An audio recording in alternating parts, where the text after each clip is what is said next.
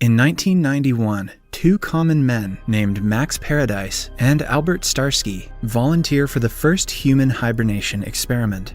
Max is looking for adventure in his life and some time away from his wife and daughter, while Albert is a biologist who wants to be known for something great. Hence, they are ready to go into hibernation pods created by Professor Victor Kupelwieser. The professor is a Nobel Prize laureate who has successfully hibernated a chimpanzee for half a year, so the men believe they will be safe. The experiment is considered a revolutionary event that is about to change the course of human history. In the official announcement of the initiation of the experiment, it is said that the hibernation is scheduled to last for 3 years. Max and Albert are finally put into the pods as the world watches in anticipation. Why the world is so excited to see two men go to sleep is anyone's best guess. However, instead of being awakened 3 years later in 1994 as planned, they wake up in the year 2044. They have been in the pod for 53 years, but haven't aged a day. Unaware of this, when the two wake up, they believe that they are in a facility following their post-hibernation checkup. They are joyful as they anticipate fame and money for their bravery. The facility keeps them in confinement for some days as they are taken care of by women. As time goes by, the two start suspecting why they haven't seen a single man since they woke up. One of their caretakers is named Lamia Reno. She keeps an eye on the two through cameras and observes them all day. On the third day, they explicitly ask to meet Professor Kupelwieser, but are informed by Lamia and Dr. Berna that Kupelwieser doesn't exist. They explain to the guys that a nuclear war broke out several years ago, which caused all males of the world to go extinct. The current date is the 8th of March 2044, meaning that the guys are 86 years old. Max and Albert refuse to believe this and assume that they are being tested. They also realize that the room they are staying in has no windows and try to leave through the door, only to receive an electric shock. At night, the men are distressed and still confused. Lamia senses their confusion and talks to them through a microphone fitted in their room. She reveals that their society reproduces without males through a process called parthenogenesis. The women suppress their sexual urges by taking a mandatory drug, so there is no need for men altogether. While watching the television, Max sees that women frequently walk around naked because of the absence of men. He gets an idea to take advantage of their situation and get with as many women as possible because there are no male competitors. So, during a briefing, Max kisses Lamia to test the waters. She furiously accuses him of sexual assault and knocks him down easily. A few days later, Max and Albert are summoned by the supreme leader of the women, Her Excellency. They are taken to a bio-sanctuary where post-war animals and trees are preserved.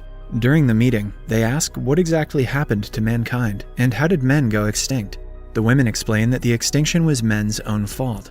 In the war, Dr. Kupelwieser invented an agent called the M-bomb. The bomb was supposed to temporarily paralyze male genes that he planned to use as a bioweapon. But due to an oversight, it destroyed male genes permanently, causing the extinction of male species.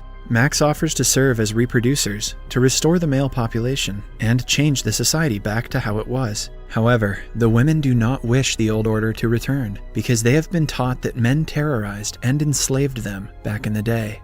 After the meeting, the guys are taken back to confinement, but Lamia cannot get the thought of Max out of her head.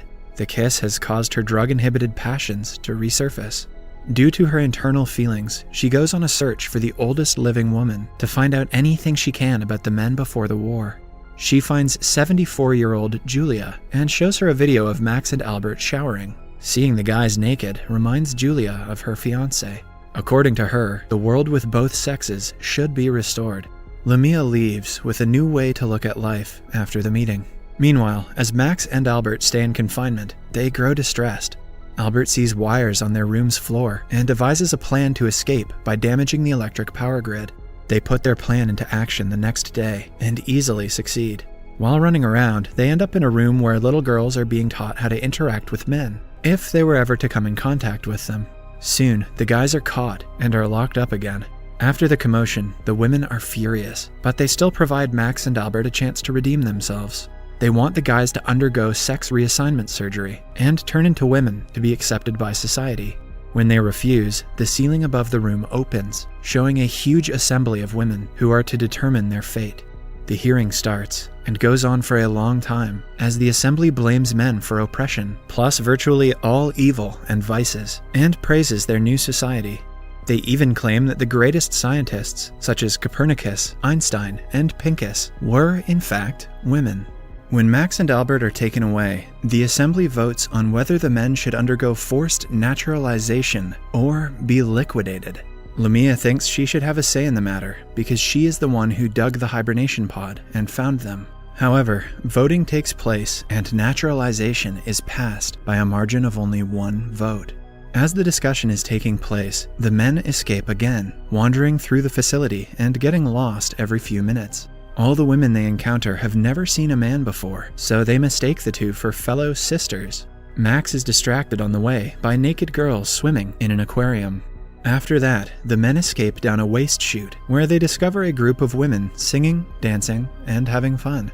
Some of them are also engaging in lesbian relations, which fascinates Max. It turns out that the group consists of rebellious hippies who do not want to follow Her Excellency's order.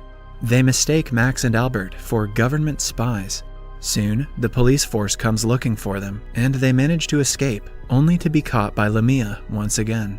She tells them that the facility they are living in is underground, and takes them to the entrance. Then, using a periscope, they watch the current condition of the surface of the Earth. It is a dark, rocky landscape above ground that has high levels of Kupelweiser radiation, a side effect of the M-bomb. She shows them the reality of the situation, so they will quit trying to escape. The officials praise her for her intelligence, but do not provide her full authority over the men, which devastates Lamia. Instead, Max and Albert are handed to an old doctor named Yonda. She decides that the men's organs will be extracted for transplantation, and their remains will be tested for possible use as a food source, due to a growing protein shortage. When Max is on the hospital bed, it is revealed that Yonda is actually his daughter, who now hates him because he abandoned her mother when she was little. Both men are strapped to the hospital bed, being prepared for the surgery when Lamia comes to their aid. She helps them escape as revenge for the officials taking the men. Shortly after escaping, Albert passes out in the elevator from the anesthetic given to him. As Lamia tries to revive him, he dreams that he's in 1994, and the process of hibernation has successfully finished. After he comes back to his senses, they rush to the periscope room, planning to escape to the surface despite the radiation. Lamia threatens the guards to give her the code to activate a capsule that will take them to the surface, but the guards claim they do not know it. In the meantime, Max and Albert quickly change into protective suits. The guards claim that only Her Excellency knows the password, which makes the three believe they are about to be caught. Enraged, Max curses, saying, "Your mother's a whore," and to the surprise of all present, the capsule is activated.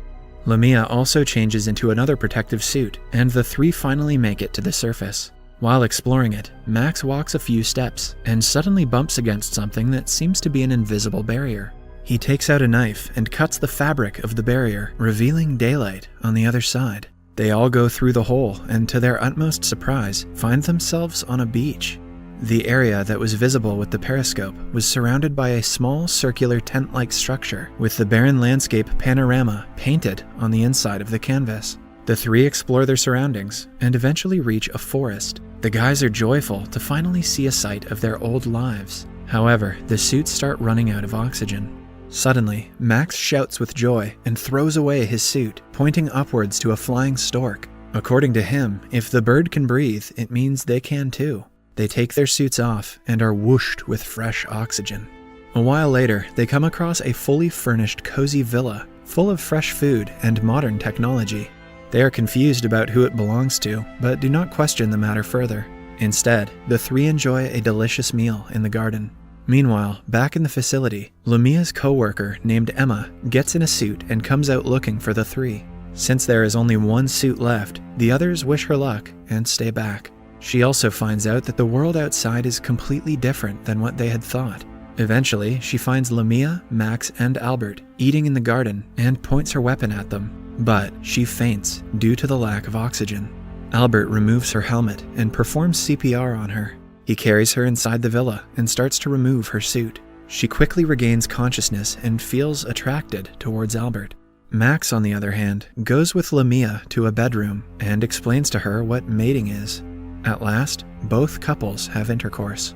Later, the girls are in the bath, while the men are resting in the living room. Max and Albert hear a noise and hide, assuming it is the owner of the house. A few seconds later, Her Excellency emerges from an elevator hidden within a closet. Max attacks her, demanding answers. During the ensuing fight, Her Excellency's breasts and hair are stripped, revealing that he is actually a male in disguise. Her Excellency finally tells the men his life story.